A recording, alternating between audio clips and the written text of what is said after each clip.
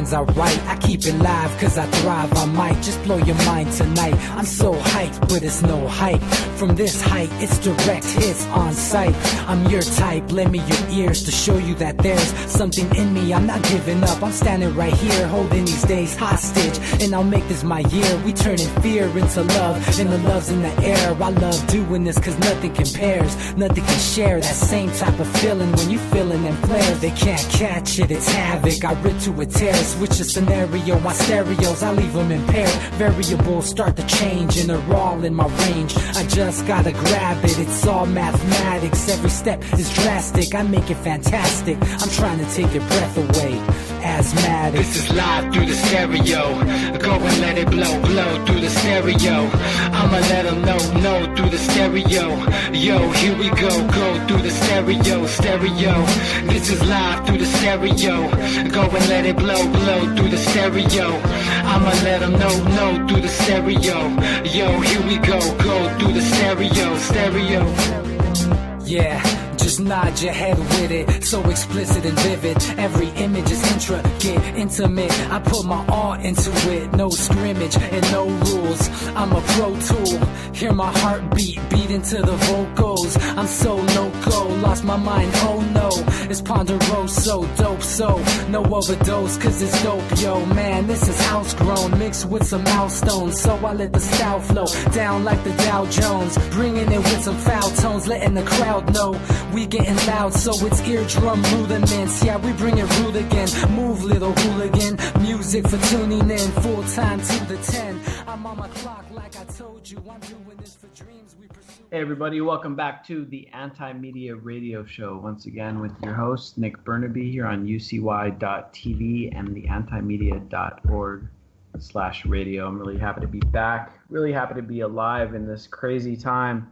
2007, January 18th, we got like 2 more days left before Trump officially takes over. And, you know, there's a bunch of different prevailing theories about what's going to happen once that happens and blah, blah, blah, blah, blah. There's going to be a huge protesting going on Inauguration Day. I've heard that it could possibly be as big as some of the marches and stuff not seen since the 60s. So this is not a small time thing. This is no joke. I guess the last really big protest that went on was maybe during the March Against Monsanto, and before that the anti-war protests leading up to the war in Iraq. And you know, before that you have to look back some years to see, you know, what went on. Nothing really big in between the 60s and now, you know. And so they're saying this is going to be something as big as what you would see during the 60s. And so that's something that is very notable, and we should take note of that and start to understand that there's a huge opposition to Donald Trump, and for very legitimate reasons. You know, the guy has been shown himself to be a demagogue, a very divisive figure, anti-Muslim by many accounts. He's trying to start trade wars. But at the same time, he's tapped into a vein of resentment and a frustration that has kind of left behind the working class of not only the United States, but the developed world. And this is why we're starting to see movements like these nationalist, protectionist, inward-looking movements springing up all around the world. I mean, Trump wasn't the first case. I mean, Brexit preceded Trump. Before that, we started seeing these movements rising throughout Europe, and they're going to be rising throughout Europe. France, in all likelihood, is going to elect a female version of Donald Trump in their coming election. You know, Britain has been rocked by kind of isolationist nationalist politics recently with UKIP. You know, there was that recent Scottish independent referendum that barely failed by the slimmest of margins. You know, and so these movements are springing up all over the place, and that's one of the things that was addressed recently at Davos. And DB, my longtime co-host, he's on the line now. What's up, man? How you doing? I'm doing good, Nick. I mean, in a long time, I feel a positive rush that things are kind of moving in the right direction in a lot of ways. It may be short-lived and all for naught, but I'll enjoy it for now. So, have you been seeing what's been going on over at Davos? This is, the World Economic Forum, is what many people may know it by, but this is a place where it's like the more public version of Bilderberg, basically, where all the rich, powerful people show up and they talk to each other and tell each other that, oh, we got to do stuff about and we got to do stuff about climate change. Now the big topic this year is we got to do something about all these populist movements that are springing up all over the place. And so this to me is something very interesting to keep an eye on. DB, have you seen this going on? Yeah, I have, Nick. We delve into a little bit of a different topic base on Tuesdays, me and Jake and Claire last night, but it follows kind of what I believe is happening, which is China's taking the mantle of globalism. China wants to push with a one world scenario. Donald Trump represents nationalism in the U.S., therefore we will have a clash manufactured on schedule. Which is exactly what we reported on today on the anti-media, as far as China looking like it's going to pick up the world, the lead from a world economic level.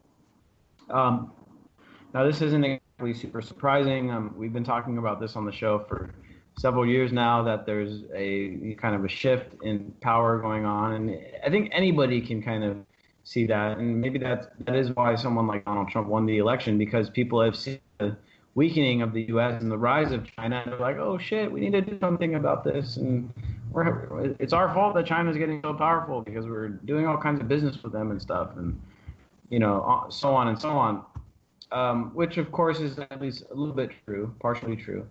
But anyway, the Chinese president basically went to Davos and he made some comments, gave a speech. It was the first speech by a Chinese politician at Davos, which that itself is kind of telling.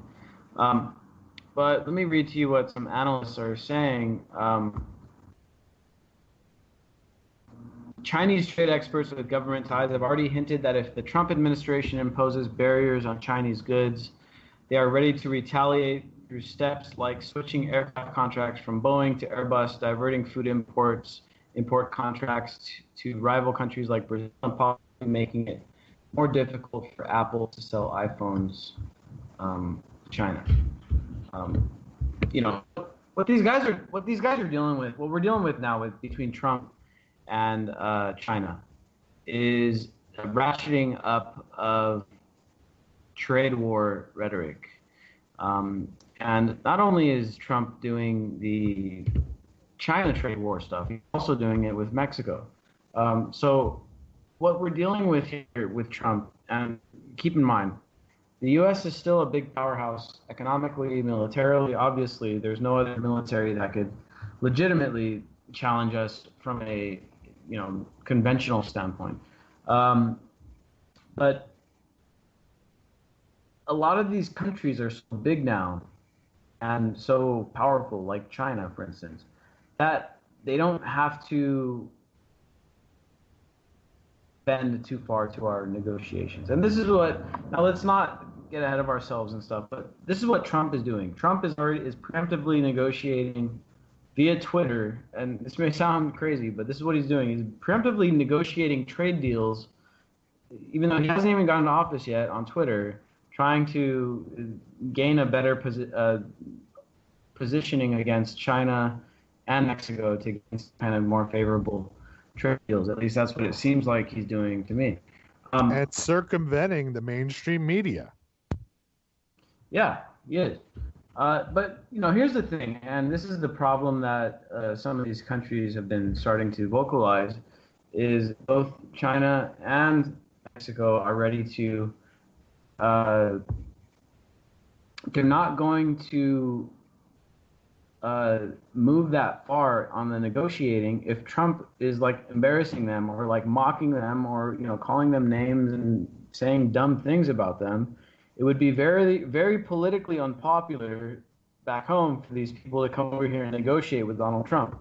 So I don't think Trump is going about it in the right way, and this could definitely spark a trade war, which would be disastrous for the U.S. economy. What if they were to release satellite intel that showed that there's 500,000 Chinese troops in Mexico right now? I mean, that would be a complete game changer. Good reason for a wall, though, right? Yeah, I mean, yeah. I've read a lot of things, Nick, and I'm really open-minded. I have friends in the military. Apparently, that's a true story, because they were waiting for the collapse that was supposed to come for our economy, and then they were going to come in and grab a bunch of land, and we were going to just let them take it, and that was going to they were going to usher in globalism. The breakup of the U.S. We were going to get attacked by all these countries at one time, and guess what? The military found that shit out. Yeah, dude, I mean, that's interesting. I haven't heard that before. Like, tell me some more about it. Well, I mean, there's only one way you can topple us. I mean, we're an absolute impregnable fortress, except from within. So you plant enough horrible leaders at the top that destroy our country economically and destroy the will of the people, and they're ripe to be picked off, and we're ripe to have a bunch of places attack us all at one time. That's what it seemed like was going on for a long time, didn't it not? I mean, did it really seem like the people in charge were really loyal to us, Americans? They hated us. It was obvious. At the very least, I feel like now we're not hated. Maybe we're looked on as peons and we're children and we need to be led, but I don't believe anymore that we're hated. Yeah, dude. I mean, it's going to be interesting to see how this plays out because, here's the thing, and here's what people are saying about what's going on between the U.S. and China, is that China is now, like you said, picking up the mantle and is getting ready to lead the globalist order, which is inevitable. I mean, it's here. It's been here for a long time now. People are starting to say, hey, maybe there's some problems with it, and that's, I guess, outgrowths of those ideas or issues with globalism is what has created this nationalist movements around the world. Here's what another analyst had to say about the Chinese president's comment at Davos. He said, if we look back 5 years from now, 10 years from now, you could say that this was a turning point at which China did move up in the direction of asserting the kind of global leadership role that the U.S. has had for about a century and might willfully be abdicating. So this is pretty interesting, and actually something that seems pretty logical here. Empires rise and fall, and we've been talking about this for a long time on this radio show about the ebb and flow of the United States and how the country passed its peak a while back. And so it's only, judging by history and stuff, it's like, well, someone else is going to come up next. And it's been pretty obvious that China is definitely going to be the next big world power, and so as countries like the U.S. and England, who may have benefited from this global order for a while and had at least our corporations grow massively huge. And another piece of news that we reported on yesterday was about how only 8 people now own the wealth of 50% of the poorest people. And this is all part of this neoliberal world order. And so countries with this massive amount of inequality, like the United States, like England, like many other countries around the world, are starting to look inwardly and are starting to question this world order that is going on right now, which is the globalism and the neoliberal order, whatever it is we want to call it. We all know what it is. It's forgotten a lot of people. Like, a lot of people have been left behind by this. And it's also going on in Mexico, which is something that we're going to talk about a little bit later on in the show. We're going to have a special guest to talk about what's going on in Mexico. But I mean, it's happening all over the place. Everyone who's involved in it is experiencing this massive inequality, and China is not immune to it either. China has a huge inequality, wealth gap, and the worst part of a matter of time before the people in China feel the same way that people in the U.S. are feeling right now, and so it's flawed, right? The neoliberal world order is flawed. It creates massive inequality on something that we've never seen before. It's never been this bad before, and so it's not going to be sustainable. And sooner or later, there's going to be breaks in this order, and it's starting to happen. Brexit led the way.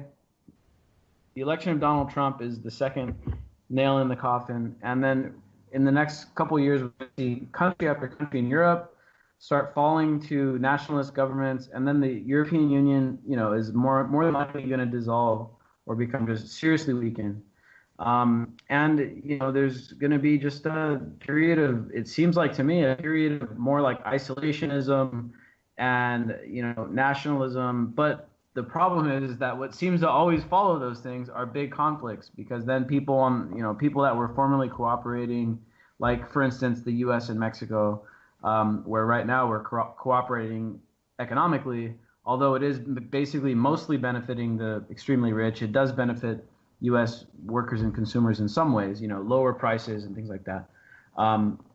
But it's going to lead to conflicts. As the nationalism takes over, protectionism takes over, and it's like a micro level right now. What's going on with Trump on Twitter between Trump and Vicente Fox, and like people in Mexico going back and forth on Twitter with Donald Trump. It's like a micro conflict of what could actually be happening, like let's say 5 or 10 years from now, where people start getting this idea of nationalism and taking it to the next level. And that's where we start running into big time issues, not only here, but man, Europe has just historically been a place where there's constantly nationalistic wars over there in Europe. And the EU has been this kind of Band-Aid that has like Band-Aided over the top of these underlying issues that have been plaguing Europe since they've been having civilization over there. They've been going at it with each other. People like to say, "Oh, well, the Muslim people have been killing each other for a long time." It's like that may be partially true. Like a lot of that's propaganda, but let's not fool ourselves. Europe has been at war with itself for a very, very, very long time. You know what I mean?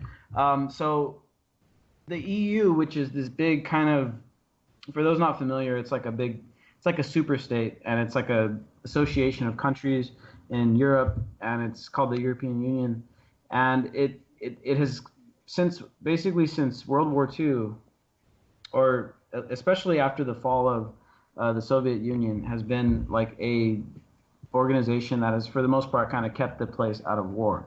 But that's had a bunch of its own problems. The EU is all messed up. They got central bank problems. They've got debt problems. They've got the refugee crisis. There's like a bunch of issues they're having over there. And so that entire order is in jeopardy, man. The entire current way the current way that things are going on in the world that we're experiencing, all that stuff is kind of coming to an end, it seems. And, Trump and Brexit and all these other things that are about to happen are really ushering in a new era. And, China is going to be the next big global economic power. The U.S. may be able to retain its military superiority for like a good time coming, but it's pretty obvious that China is the upcoming major power that's going to really be asserting itself, and that's what this is what we've been covering on the anti-media the last few days. China is asserting itself all around the China Sea, and there's a bunch of countries in there, a bunch of little countries mostly. And China's basically doing what it wants. And nobody's really challenging them. The U.S. at this point can't really go over there and challenge them unless we want to start even worsening the issues here. And so we're just going to have to deal with this big, China issue without being too dumb about it. And that's the problem, man. We got Trump at the helm at this point, and who knows what kind of dumb shit he may say or do with China. It's not a good it's not a good scenario to be having Trump in charge of dealing with China. So, anyway, dude, it's just something to keep an eye on, because it's just something that's not being talked about nearly enough. And I know that the inauguration is coming up, and it's going to be a big deal, and we'll see what happens. We're actually going to have a live streamer out there streaming on the Anti-Media Facebook page from the inauguration. We're not going to be covering like the crap C-SPAN is covering, which is just the ceremony. We're going to be like having someone in there covering the protests and stuff, which again, like I said earlier, these are going to be some serious protests. These are going to be huge, huge protests. And we gotta keep in mind and put in check these like misinformation campaigns about how protesters are getting paid all kinds of money to go out and protest. I mean, the main story that was going around was like people were going to get paid $2,500 to protest Trump. I mean, that turned out to be completely fabricated. The website and everything that was like this supposed organization that was going to pay people, it's all fake. It's just like their Facebook page is like 3 days old, and like so.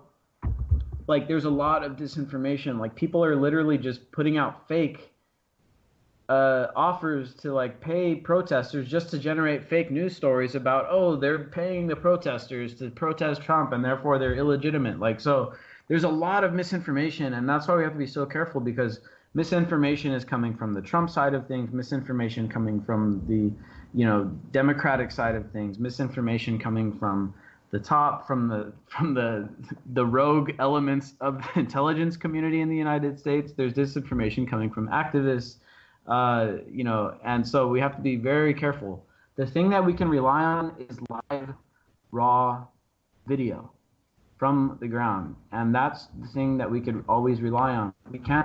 It's becoming harder and harder to take the Associated Press's word for something when they say, oh, this person tells us that this happened. It's like it's getting much harder to believe that, just because I've been watching so closely with the news stories that get put out and regurgitated in the mainstream media, and so many of them are not fact checked. So many of them are not even like legit stories that cannot even be verified, yet they're like reproduced at an alarming rate and become basically common knowledge. That's why we have to be so careful. Like, a lot of stuff is easily fabricated, and misinformation, fake news, and bad information, it's prevalent as hell. And that's why, we try to be so careful about putting out anything that's even questionably untrue. The story earlier this week, which was like unbelievable. I wrote it. I couldn't believe that it was real at first. Like, I gave it a day, and I'm checking with my sources and the people on the ground and military experts with the equipment, and it's literally a surface-to-air missile system at Standing Rock. I mean, it's unbelievable what they have going on here. Now, of course, getting back to the part about not spreading misinformation, the North Dakota National Guard claims that the Humvee is not armed with live missiles, that they're using it for surveillance purposes.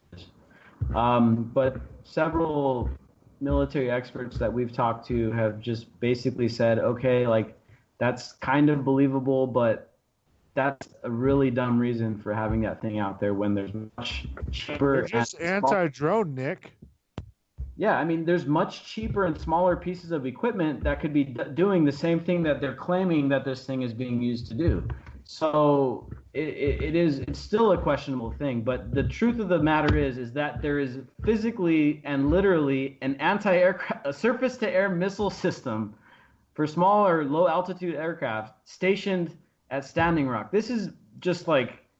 They have those LARs too, those sonic cannons. You remember how I always joke about brown noise? Well, it's the same kind of thing. It just wants to make people disperse because it gets really uncomfortable. Yeah, those LRADs, man, those things are horrible. Like, they actually hurt your ears just rewatching them on video. Like if you're watching them on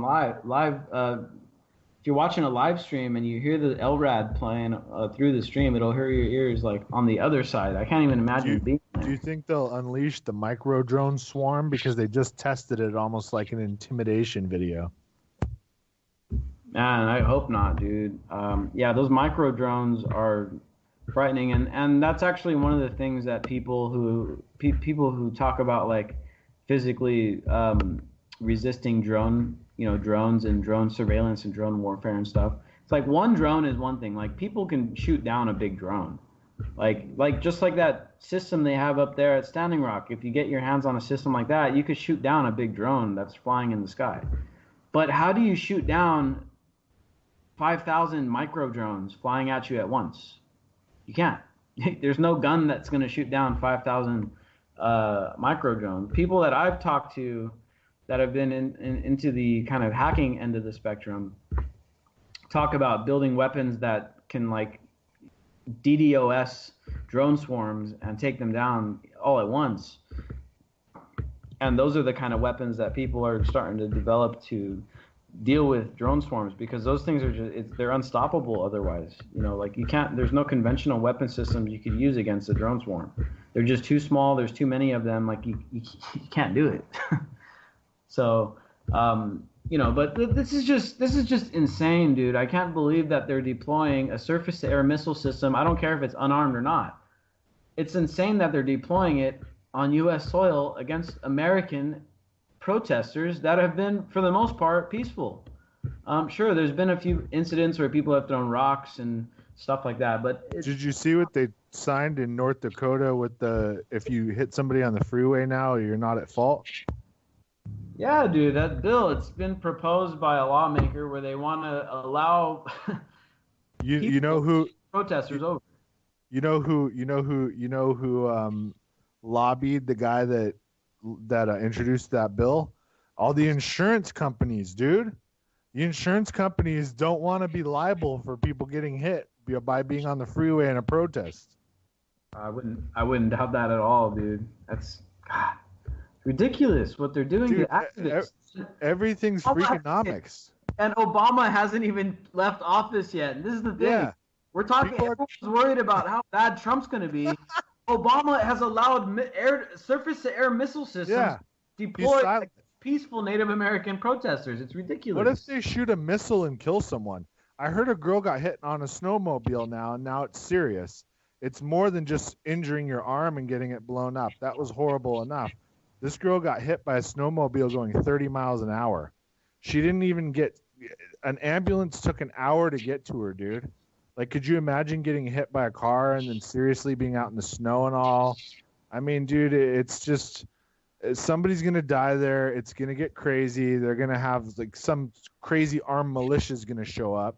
Because these guys at this point are not cops anymore. Like, who's paying them? What are they doing there? How are any of these departments justifying any of these dudes being on payroll over there? And from what shit I've ever seen. What I was reading is that this missile system is actually located on private property, on land that has been that is now property of the Dakota Access Pipeline.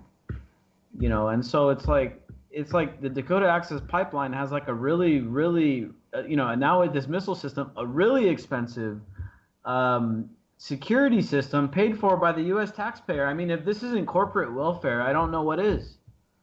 You know what I mean? I mean, it's unbelievable, dude. I don't even know what to make of it, man. It's just so bad. It's not a good sign. And again, like I said, we're talking about Obama here. We're not talking about Trump being in office yet. So if you think it was bad under Obama, I mean, get ready. And, the other thing I wanted to mention was that going back to this march on D.C., I think it's being called just the Women's March, but everybody's invited. I was in contact with a guy. We may be covering it tomorrow. I'm not sure. I was in contact with a guy that was helping organize with the Occupy movement over in Washington, D.C., and he was telling me about what they had planned and stuff. And dude, there's a lot of different groups out there, man. Occupy movement, veteran groups, and it's not like just an anti-Trump thing, like completely. It's also just it really is a big coalition of people, and it's not all Democrats, it's not all Hillary supporters. I mean, don't get me wrong, a lot of them probably are, but there's a big coalition going on, and so this is going to be a lot of former Hillary supporters, Nick. I've been keeping a pulse on that women's march, and a lot of people are extremely resentful at her and have serious voters' remorse that they didn't go with Bernie and follow their heart. And that's their fault, and they get to live with that crappy decision they made. And, in a way, I guess Trump is what we needed as a country to wake up. Yeah, I guess that was part of the point I wanted to get to is, like, Donald Trump hasn't really succeeded in doing much so far, besides starting up this trade war with China and Mexico, at least rhetorically. What Trump has already accomplished is he has made protesting great again. That I can tell you, because in San Diego, if you guys remember back to during the Republican, I think it was still during the primaries, when Donald Trump came here to San Diego, and there was like 2,000 people that showed up to protest against Donald Trump. I can't tell you the last time we've had a protest of 2,000 people here in San Diego. The people here don't really get out and protest that much. That's just the way it is around here. But we had 2,000 people show up against Donald Trump when he came here during the campaign. That was a huge protest, and it got really intense, and it was the most radical protest that San Diego has had in a long time.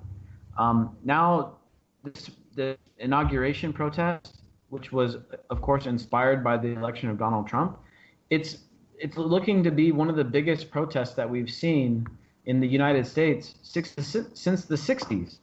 And so Donald Trump has ignited the quote-unquote protest movement. Now, the problem with this kind of protest movement is that it's obviously partisan, and that where in the hell were all these people when Obama was overthrowing Libya? Where were these people when Obama was trying to start a war with Syria? Where were all these people when we were drone bombing 7, 8, 9, 10 different countries over the period of Obama's presidency? And that's the problem here, is that cool, we've got this big protest movement because Donald Trump is president, but what happens when the next cool guy becomes president? Where are all these protesters? Like, the Donald Trumps in some ways aren't as dangerous as the Barack Obamas, because at least Donald Trump, people already suspect him of being an asshole, and they're going to go protest him no matter what he does, which I'm in favor of, but we have to apply it equally across the aisle. Otherwise, we're just going to have an ebb and flow where, hey, for 4 years we're going to care about corruption and wars and stuff, and then for 4 years we're not. Or for even worse, 8 years yes, 8 years no, 8 years yes, 8 years no. Like, it's ridiculous. You know what, Nick? We are blessed. We are so blessed to have a president that is an awful public speaker. We are so blessed because we've had an amazing actor for 8 years. He duped intelligent people. He made them look like idiots, and for supporting him, and immoral and unethical.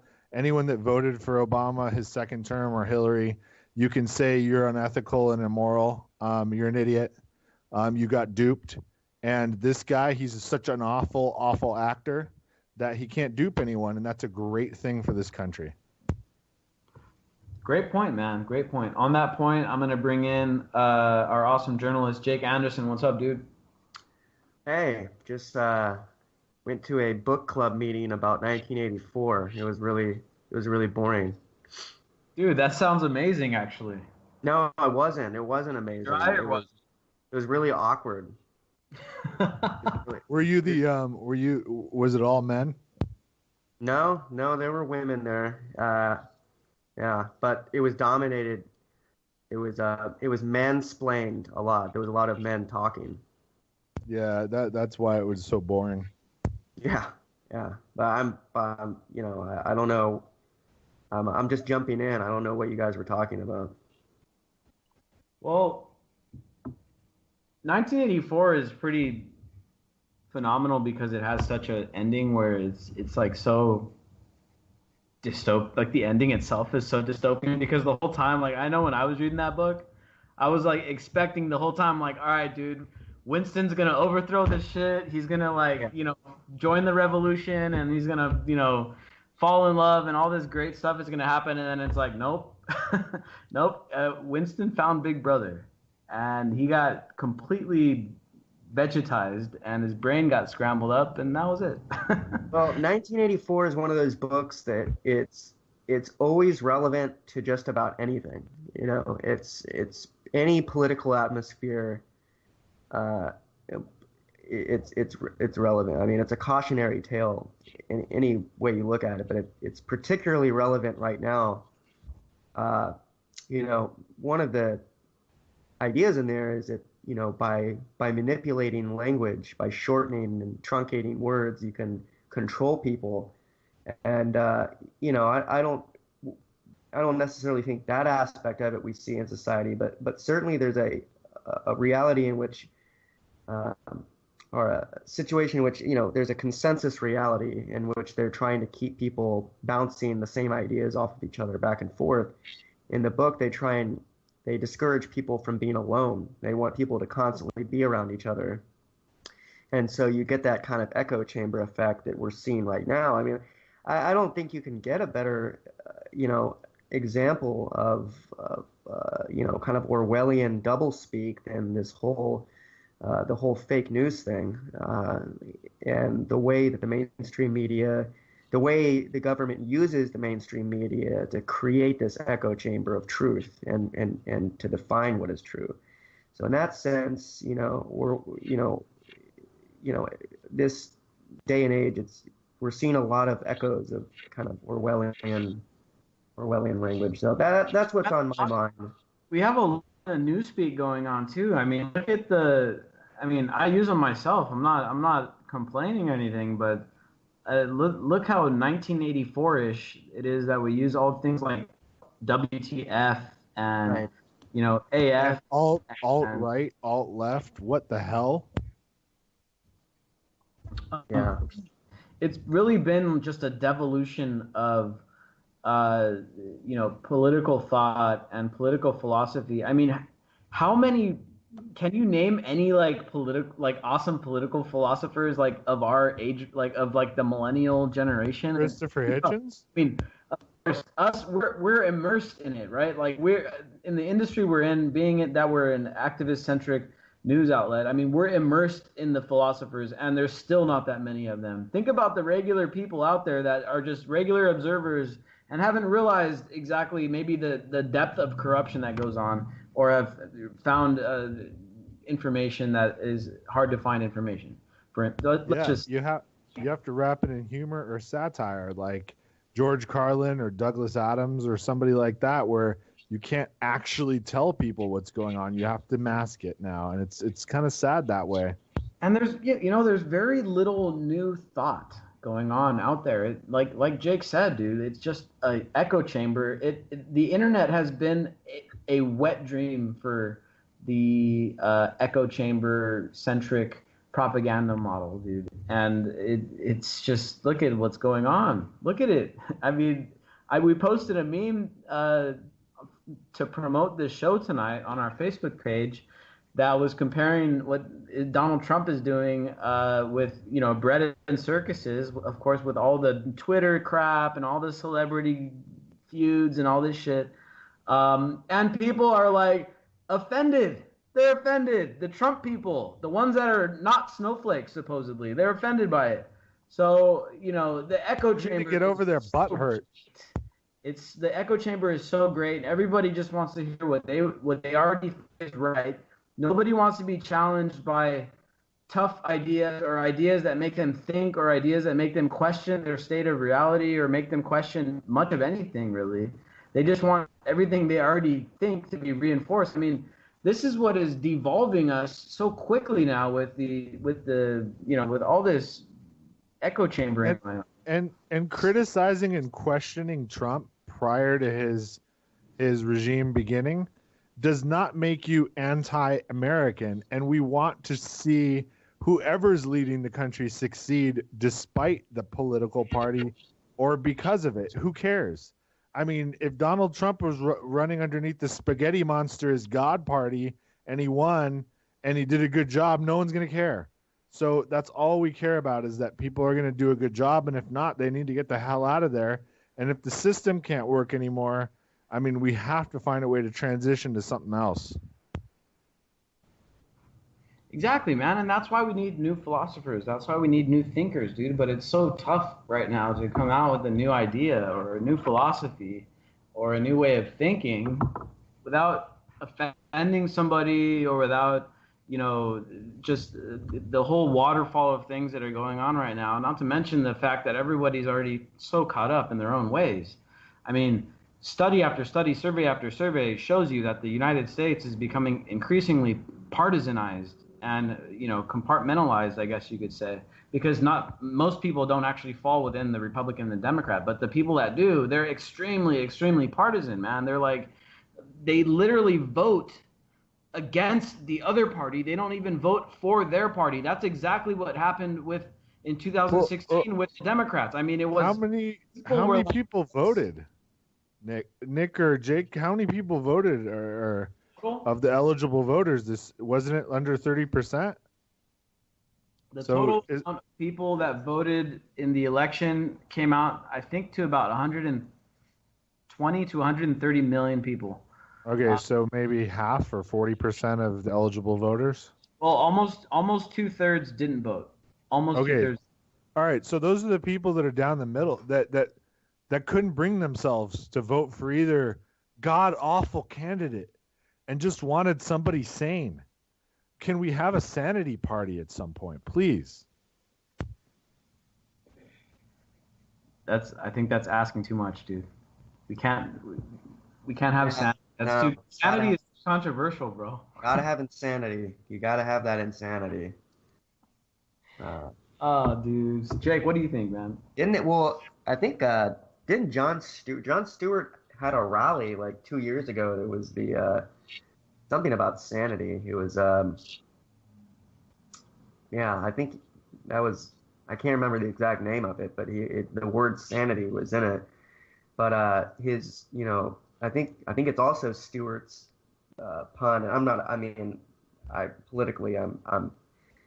not aligned with Stewart so much. I think it was make America sane again, I guess. Yeah, something like that. It was like one of the tenets was to replace Department of Defense with the Department of Peace, and people were like, "What does that mean? That sounds stupid." And they're like, "Well, actually, think about this. We'll make actually just one change, just one policy change will change our department. We'll bring our aircraft carriers, we'll transfer them from the Navy to the Coast Guard. That's all we're going to do." What would that do to our country? We become, instead of an occupier of other countries, a fortress. Jake, well, go ahead, dude. Just a second. My reception is bad. It's all good, dude. I just think we're, historically at a point where, I personally think we're about 20 to 30 years off from a technological singularity that is going to disrupt, our perception of history, of humanity, really. And I think we're nearing an end to a kind of old age, an old way of thinking, where we've seen the limits of human thought, really, of what we can do with our current biological setup. Our current biological software has been pushed to the limit, and we need a mechanism by which to evolve. And I really truly think that, short of a spiritual evolution, which obviously would be ideal, but just really hasn't happened, at least not on a global level. We have not seen the human race awakening on a large scale yet. I think it's going to take, an adoption of certain kinds of technology that will wake people up. And, I hate to sound like a technophile, but something is going to have to change us because we are on a collision course with world war, with ecocide, with going extinct, with the sixth extinction, and something's going to have to change. Can't we just use drones to do Johnny Weed Seed program and shoot weed all over the U.S. because it would clean up all the environmental pollution, and then we could like harvest it and get rid of all our dependency on foreign paper. Johnny Weed Seed. Johnny Weed Seed with drones. I say we have to get this petition going to Trump. Let me tell you what Trump represents, at least for the beginning of his term. And if we keep the pressure on every single day, he has to respond. He will respond to Twitter. He's a Twitterer. Okay? Yeah. If we mass Twitter him all the time, he's going to respond. He's going to get ideas. We have to pump his brain full of ideas every day. We have to give him 1,440 something days of huge ideas all the time and make him think he thought of them. And that's how we can change our country. For the first time ever, we can have a guy that's susceptible to the people's voice because he's an egomaniac in the best way. And he will make shit happen, but we have to pressure him every day. I mean, to start with something like that would be phenomenal. Well, yeah, that's an interesting point. I will admit, even though I'm from I used to be a Democrat, and I definitely align on the left. When I think of Trump, I don't get this overwhelming feeling of hatred and that I think a lot of Democrats do. I view him, like you do, as a kind of stooge, as someone who was not supposed to be in there. And I like that feeling that we are off script. That's a good feeling to me. Unfortunately, that could very easily lead to disaster. But I think you're onto something there with infiltrating Trump. There's a phrase for you. We need to occupy Trump. We got to. Hey, somebody, grab that real quick, Jake or Nick. Please start that Facebook real quick. Occupy Trump. We don't need to do it in a way that we don't need to do it digitally per se. Not like the DNC got hacked. Not like that. We need to hack Trump's ego and get Twitter the hell out of him. Yeah, we need to get him to respond because of his big-ass ego and get him to do the bidding of the people by manipulating his ego on Twitter. We need to penetrate Trump's mind. He wants to be popular. He's already rich, right? He's already rich. He's going to become richer because of a lot of different deals. And you know what? I'm okay with a robber baron over an ideological maniac. Yeah, dude. Well, I can't wait to see what his first 100 day. It's kind of scary, but it's also kind of exciting. Like, what is he going to prioritize? Like, what, because he's, like you said, he's an egomaniac, and he's going to be looking for legacy. What is? I don't necessarily think he's going to give in to Republicans as easily as I once did. I saw him as he hates them. He hates half of them. And I think his ego is going to disallow him from just playing their card. And I hope so, because the GOP agenda is horrifying, quite frankly. Yeah, it's crap. And we got to play to his ego so he'll come to the middle where people want it. Medicare for all at the very beginning. I definitely think his Supreme Court nominees will be centrist far more than they would be conservative, because he's not really a conservative. In the past, he's socially very liberal. He is. He's extremely socially liberal. And he's socially liberal, paleocon economically, and then on foreign policy, he's got his ears to a lot of the neocons, man. Unfortunately. Well, he'll just follow what Mattis says to do. Yeah, well, in terms of war, I don't expect anything to change on that. I mean, this is not JFK we're talking about. I don't foresee him getting in office, and although he has talked about auditing the Fed, interestingly enough, and he actually the person he assigned to one of his chairs is like a vaxxer. He's different. I mean, it's change. I don't know what becomes of it. I think a lot of people's fears are unfounded as long as Trump remains president. I think a lot of people's fears are founded if Pence takes over because of something unfortunate, and people should be careful what they wish for. Yeah, I agree with that. I'll take Trump over Pence any day of the week. Yeah, we're going to find out. The best thing about Trump, and this is what I've been saying from day one, when it came to when I really started considering the fact that Trump could actually win the whole thing, right around the time of when the Republican primary came to an end, is that he comes with a built-in opposition, and this is something that we should be optimistic about. I mean, Obama was so bad in so many ways. I mean, of course, don't get me wrong.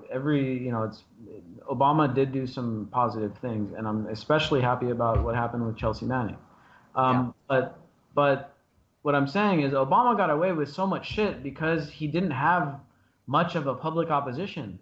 I mean, there was a couple fringe right-wing people that thought he was a Muslim Kenyan, but these people were like a fraction of the Republicans. Trump, on the other hand, comes with a big built-in constituency of opposition, which consists of a lot of people.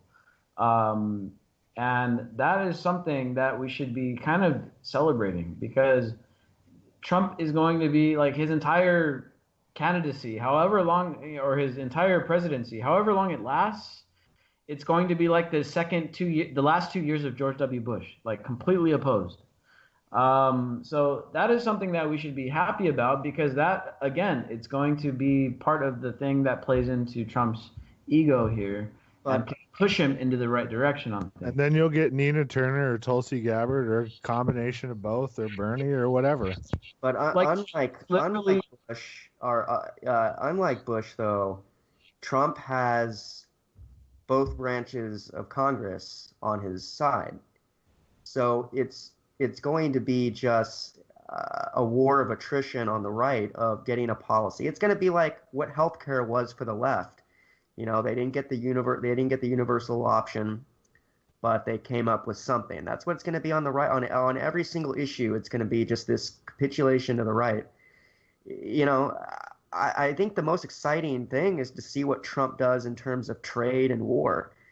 On social issues, I think he's going to be, pretty much. I don't know, man. I think about doing the Swords to Plowshare program they wanted to do in the 60s and sparking a green revolution worldwide, because they were talking about how if the Earth was made into a Gaia, we could hold 12 billion comfortably, like with the U.S. style of quality of life of being able to eat 3 meals a day and having a pretty good energy amount. Like, yeah, you can't all have cars, but we can all have public transportation and like electric bikes. I mean, we can. There's 6,000 patents the Pentagon owns right now, and a lot of them are not war. So if there's a sea change, if people decide they want to tap those patents for profit instead of having war, that would be pretty cool. Yeah, but that's I mean, yeah, if the human race suddenly wakes up and decides to be awesome, that'd be awesome, but I don't think it's going to happen. If these scumbags all die all of a sudden and all these cool people get into positions of power, that'd be awesome. If every asshole dies tonight, and only good people remain, then trillions and billions of dollars is what we have spent overseas blowing up countries and then nation building them. In fact, we're working on an article for the Anti-Media, which is going to be out tomorrow. And it was an interview with the dude that started Alibaba, which is one of the biggest companies in the world. It's China's version, China's version of Amazon. And the dude is this billionaire guy. He was like, you know what, like, America messed up because it spent trillions of bucks on war and not trillions of dollars on infrastructure. That's where America's big problem was. And this is a Chinese billionaire dude looking in from the outside, and he's on his way to see this guy, I think recently, or is planned to soon meet with Trump. I mean, this guy is planning on doing a lot of business in the United States. He's right, because it would only have cost us $1 trillion to renew our energy grid to green. Yeah, dude. I mean, think about that. I know it's unbelievable. And here's the thing that blows my mind. Didn't that jet cost more than $1 trillion? Yeah, it's at 1.5 now with 276 critical errors that are going to run an additional $1 billion, which, yeah, it's a drop in the bucket, but it's not even flyable yet. But you know what's really messed up? The ones that we shipped over to Israel are flying fine. So, I guess I haven't checked your numbers on going green for the entire country on solar at $1 trillion, but let's just say, that jet costs like 1.5 trillion or something. Let's say we threw that entire budget at renewing the entire energy grid in the United States to green energy. Like that's something that we could have spent it on instead. We could have upgraded the F-22 with $500 billion and made it stealth and ridiculous, and took that other $1 trillion and done that. God, man, it's just, it's unbelievable what we've spent our money on, and this crap that we have, like this surface-to-air missile system at Standing Rock. I mean, we really put our money into that. Like, it's just so, unbelievable what we've done. It kind of makes you think there's something going on that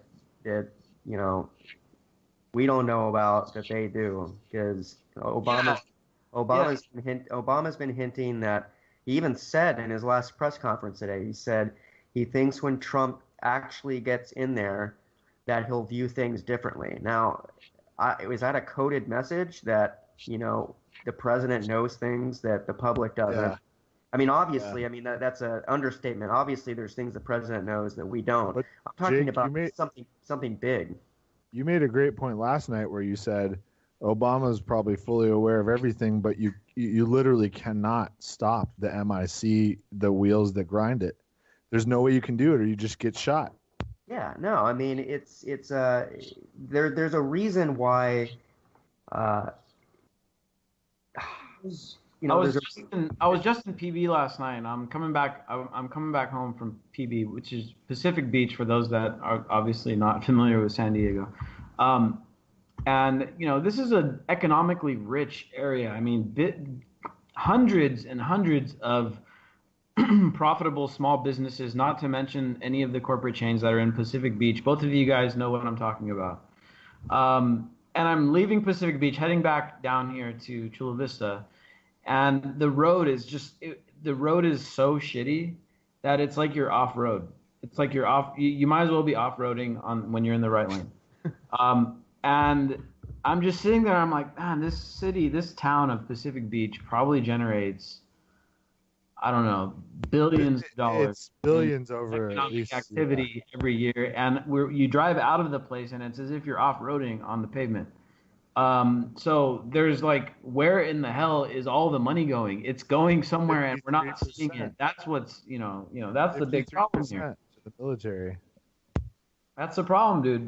There's all of this money everywhere in the United States. So everybody pays taxes on everything they buy. Where in the hell is all this shit going? Because I drive out of these places, and it's like I'm off-roading on the street. Potholes and everything. Money. It's ridiculous. We print money. We're still the global reserve. So really, honestly, all it is it's a control. Taxes are a control. Taxes, in a way, are there to penalize you at this point. I hope, by God, they release some kind of a relief valve where there's a maximum tax, because why would you work super hard if you couldn't get if there's no maximum? But yeah, it could be really high for billionaires. You know what I mean? We could be realistic. Dude, it's just blows my mind, man. Blows my mind that we're blowing up bombs or blowing up roads and fucking bridges around the world. Let's just see, let's try and track a change in Trump that after he's Occupy Trump. Can we get on that real quick? Yeah, dude. Occupy Trump. All right, guys. We'll be back. Anti-Media Radio, 5 days a week. I'll be back Monday. Peace out, everyone.